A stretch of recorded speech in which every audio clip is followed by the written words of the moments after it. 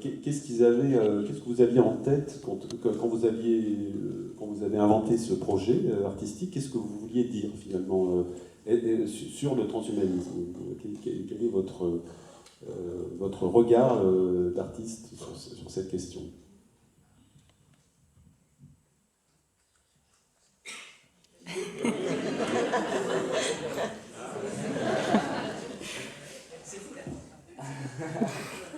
Mais nous, quand on a créé le spectacle, on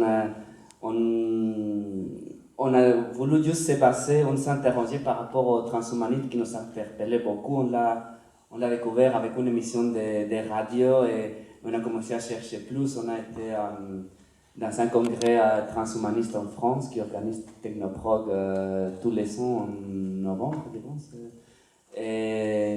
Et là, on a découvert tout ce qui est en train de se dire. Oui, là, comme la mort de la mort, oui, il y avait des conférences de Laurent Alexandre, de ce transhumaniste. Et c'est vrai que par exemple là, on a vu. Moi, j'étais un peu choqué quelque part de les regards des transhumanistes parce qu'ils sont très ouverts. Ils disent qu'avec ça, on va sauver l'humanité, on va être meilleur, Et j'ai pensé aussi qu'ils étaient très, très ouverts. Et j'ai vu que beaucoup d'entre eux, pas tous, hein, on ne peut pas toujours généraliser, mais beaucoup d'entre eux, c'était comme Jacques Testard dit, qu'ils étaient très fermés, que quand on fait une critique, ils ne veulent pas sortir. Et moi, ça m'a beaucoup interpellé. Et moi, j'avais une vision comme que c'était quelque chose comme de très positif. Nous aussi, avec les cirques, on pousse les corps à les limites, on essaie toujours de se dépasser. Quelque part, le transhumanisme veut ça aussi. Et donc, après ce congrès et avoir vu tout ce qu'il racontait, on a dit, bon, mais peut-être on va plutôt voir, on s'est posé des questions de si c'était quelque chose de bien ou mauvais. On a commencé juste à réfléchir, on est arrivé à ça, à juste se dire, bon, on va juste se poser des questions de comment on utilise les technologies, est-ce que c'est bien les téléphones portables ou pas, est-ce que c'est bien d'être tout le temps connecté, c'est un bon outil, mais ça nous rend une grande dépendance, c'est ce qu'on vit maintenant.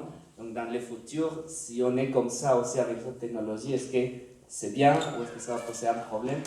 Et voilà, après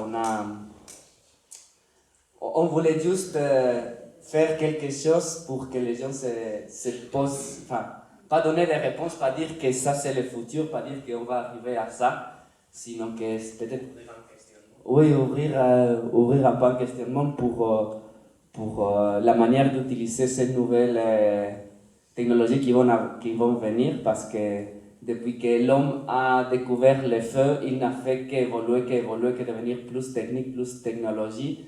Et là maintenant, on n'a pas le choix, ça va venir.